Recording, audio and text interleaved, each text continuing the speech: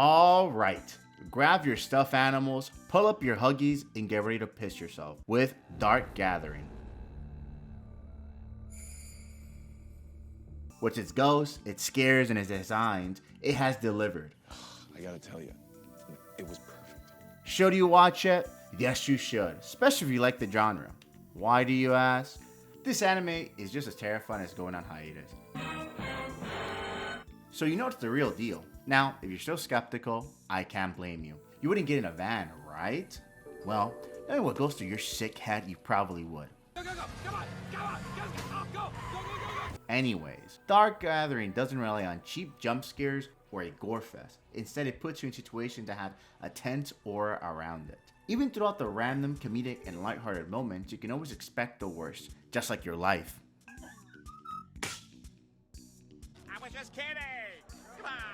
Those moments are actually good and deviate your attention from the ongoing atmosphere. If you can get past the fact that a tiny girl became some genius superhuman freak after a traffic accident, This is big brain time. then you're going to have a good time. Yeah, boy.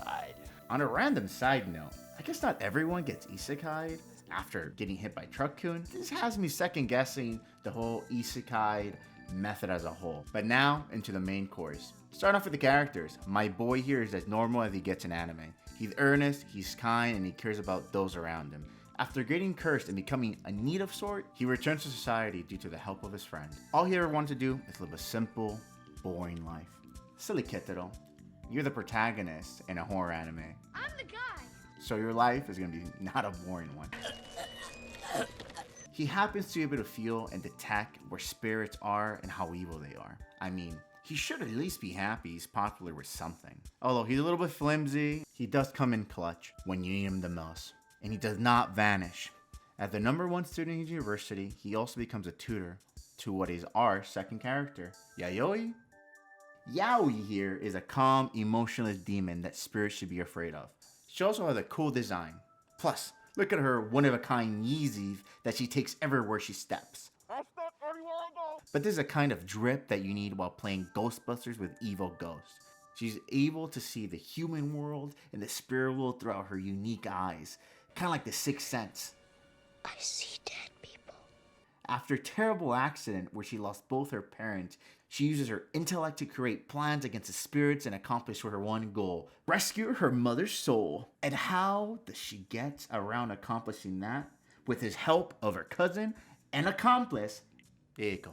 She's the Uber driver of this group, and she ain't getting paid enough for all these tours, okay? As the only one with no real power other than the power of gaslighting the hell out of our main character.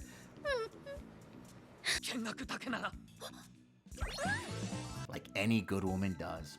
She's only there to fight for her life while being haunted. And to say the least, she's a little on the crazy side, a little on the cuckoo side for the occult, and the only thing that's close to that is her love for Kitaro. I mean, she's a yandere with max stats, but hey, you know what? Okay, it's worth it. She's smart, she's beautiful, and supportive to her guy. Putting that brain to work to stalk him, to be around him all the time. The only other character to mention is the second student, and funnily enough, also named Ai. Well, we all know how that goes.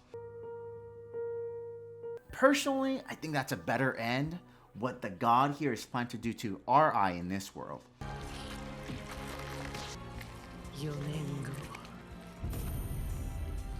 Past the characters, one of the best parts of the show is how it incorporates real life places into the story.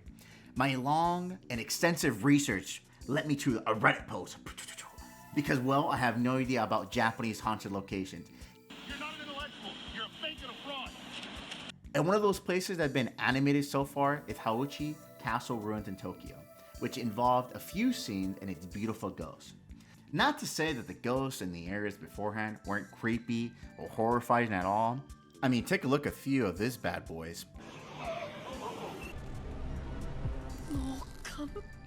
You can't miss this one as a horror fan. It's easily a good show that will surprise you along the ride. A 20 out of 10, but anyways, subscribe.